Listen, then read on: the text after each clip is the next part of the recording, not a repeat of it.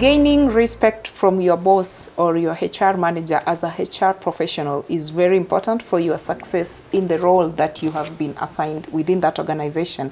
And that is why in this video today, we are going to discuss this very interesting topic and how importantly your boss or your director should never lose faith in you as the HR.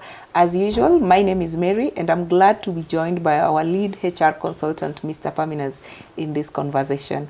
Thank you so much for joining in. Thank you, Mary. I've remembered in our previous video in the leadership channel, we were discussing about how to earn respect as a leader. Yes. And now with regards to HR, from your experience, what does respect really look like in a manager-boss relationship, and why is it important? So let me take you a few steps back. So last year we did a couple of trainings where we would engage HR professionals. And one thing that strongly came out during this engagement is that the HRs felt that the senior leadership team, the CEOs, the directors were not respecting them. Oh, wow. So that is the genesis of this topic. So when you talk about respect, especially at the workplace, is where both parties, and especially the HR, let me look at the HR. The HR wants to feel valued. They want to feel that their input is appreciated. There has to be open communication between the two of them. There also has to be feedback. And both parties must feel that each one of them is adding value to the other one. So for me, respect, it's taking care of the basics. Over and beyond work, our technical expertise. Yes. Does Mary feel appreciated? Do I feel that Mary is contributing to the best of her ability? Do I feel that you're adding value? Yeah. Do you feel that if you have a shortcoming, the feedback given is given in the right way, you know, communication is open. So for me, I would say that is what amounts to respect for both parties. For both parties. Yeah. All right, great. Now, what are some of the things that would make a director or a boss lose faith in the HR? So you're asking me the very right question because apart from me being a HR consultant, I also run this practice. Sure. And I have HR practitioners who work under me. So I do have first-hand experience of what CEOs and directors they go through. Yeah. So some of the common areas that directors fight with the HR professionals is number one, where HR is not able to demonstrate understanding of the business goal. So this HR is clueless. Now you'll have to understand that the era of the HR being hired to come and just do the reform, do the handle people recruitment, exit, all that, it's long gone. So every business person is asking themselves, how can HR department add value to the business? Yeah. It's not to say that leave management is not important. It's not to say recruitment is not important. But the HR, to the mind of the HR should always be asking themselves, whatever action I'm taking today, what is its relevancy to the business? How am I adding value to the business? Because remember, nowadays, the business landscape, it's very competitive for everyone. Yes. So, and that is why even the HR profession itself has changed. So we no longer talk about HR managers. We talk about HR business partners. Yes. So that's number one. If the HR is not able to demonstrate an understanding of the business, there can be conflict. Poor execution. You are the expert, but yet I didn't go to HR school, but I can clearly see here you made a mistake or you're not diligent in your work. And a good example is where HR takes action and the matter ends up in court and the employer is forced to pay. You see, poor execution can be a source of conflict. Another area is lack of proactiveness. HR deals with people. So you must be able, I as a director or a CEO, I want you to see 2-3 steps ahead. Not just to come and present me with a problem. So let's say there's a very high turnover. So as a responsible HR managers, by the time you notice, wow, this month we've had a turnover, next month is a turnover, is to think proactively. Why are people leaving? And then you communicate, you try and find a solution. Some solutions are within the organization, other times there's not much you can do. You should. about it. But at least you've been able to demonstrate that you are proactive. Yeah. Another area, and especially for the young professionals, is lack of trust and confidentiality. HR, again, you're dealing with people, you're dealing with the organization, you come across sensitive information. Yeah. Last month, there was an article where the HR was fired because apparently they were sharing inside information with a blogger. Wow. And then this found itself in the Twitter space, and the employer got to know it's the HR who was sharing this information, and the HR was terminated. They went to court, and the court sided with the employer. That you can't do that. It's a HR. Your role is one based on confidentiality and trust, and you come across a lot of information about the organization.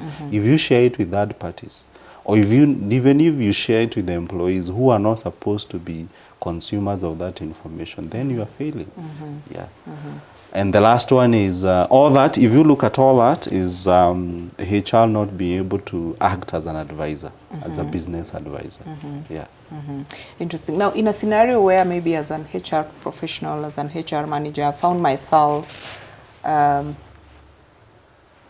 not earning that respect, like the respect from my director, from my boss is lacking.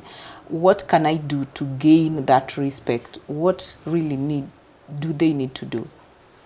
So before I share the tips, let me say there are two types of directors and CEOs that you'll work under. So there's the one who appreciates the role of HR, and they just want you to be better made. But there's another one you'll meet where they don't, for them HR is just to hire and fire people. If you find yourself in that situation, you should run. Because anything you do will not help. This is a person who doesn't understand the importance of HR. So the tips I'm going to give are where you've been hired by the right director, the environment is conducive for you to practice your HR skills. If that's the situation, then it's upon you to see what can I be able to improve within myself, because no one is 100%. We can always better ourselves. Yeah. So if you find yourself in a situation which is accommodating, then number one is to demonstrate your HR expertise. We don't need you to be an expert at everything, but you should know, because you are an advisor, you should endeavor to know across all areas. So you cannot come and tell me you don't know about salary benchmarking and job grading. It's for you to find out. Sure. Even if you have to bring a third party, an expert such as ourselves, at least you're not in the dark. So demonstrate HR expertise. You also need to develop very strong leadership skills. Leadership, its ability to lead a team, motivate people.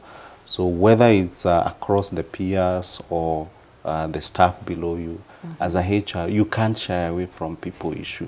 You can't. So develop very strong leadership skills. You also need to be a trusted advisor. And trusted advisor doesn't mean you always supporting the company or the employees. It's to looking at the matter in a holistic manner and saying, if we do this, this is the implication on the business. So if we take this action, is it then the right action to take? Yes or no? So you give a very objective assessment. And you do that, people will start to respect you. Because you're not leaning towards employees, and neither are you leaning towards the directors or the managers. You are leaning towards the business goal. For example, if the director wants you to fire someone, you can tell them, yes, if you want me to fire John without notice, this is the implication. John can go to court, and if he goes to court, he will be awarded 12 months salary as damages. Are you okay paying that? And I will even do it in documentation. I'll write it in report format that I advised you to do A, B, C, D. And the implications. And you, yes, implication, and you opted to do this. And so you are willing. So what happens if we fire John and he goes, you are innocent, and you can even go to court and say, this is what I advised, I did my job. Yes. Also learn how to communicate. Effective communication skills are important. As I keep saying this, you're dealing with people, so for you to be understood or to understand others, there has to be communication. Yeah. And lastly, HR, you can't operate as an individual, so it's very important for you to cultivate you being a team player, whether it's across the peers or the employees themselves, whether it's up and down. So you've got to demonstrate strong team player skills. Yeah. Interesting. Now, what is really standing out for me is that as a HR manager, you can't afford to have your boss or your director losing faith in you. You can't. You can't. And a lot of times, and this is, I'm sure most of the HR managers are familiar with this, is a HR manager joins, they are competent, they have 15 years of experience, but maybe someone looks at you and tells you, I'm not going to confirm you. They are not failing to confirm you because you're not good at the HR technical skills. They are not confirming because of the things that we've discussed. Maybe you don't have good leadership skills. You don't follow through with what you do. A lot of advice you give them, you've not clearly thought about the advice you're giving them. So you end up making mistakes, and it end up costing the company either in terms of financial resources or you just have a chaotic work environment.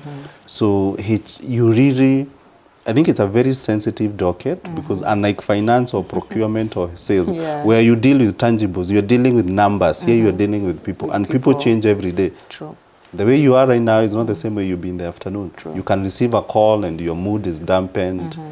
So HR, as you've said, it's quite sensitive, and having good relationship, especially with the person you call a boss, is really important. Is important. Yes. Thank you so much for sharing with us. I know we'll be discussing more about this in our upcoming videos. Sure. Great. Indeed, as a HR manager, earning respect from your boss or from your director is very important, and I do believe some of the key areas that we've discussed and Pamina's has expounded on those specific areas will come in handy for you, and we still encourage you to reach out to us. Being an HR consultancy firm, we endeavor to walk this journey with you as a professional, and we equally have HR related courses, areas of professional development that you can be able to sign up for, and it will come in handy for your career growth. Thank you for watching this video, and see you in the upcoming one.